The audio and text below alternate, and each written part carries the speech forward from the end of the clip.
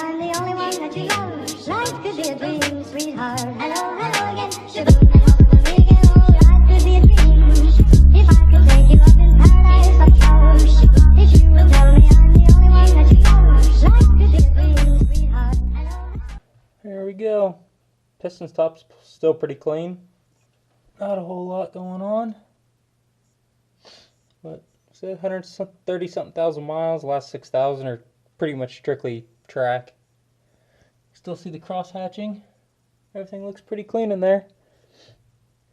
I had a really small head gasket leak to where you're just getting tiny little air bubbles popping up here and there.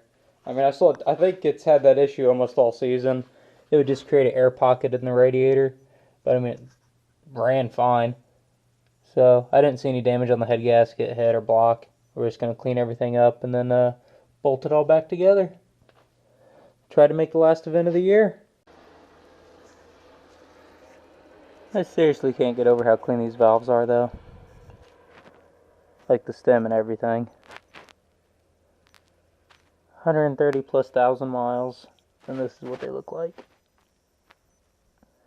Awesome. However, downside, cylinder 1 had some foreign material in it.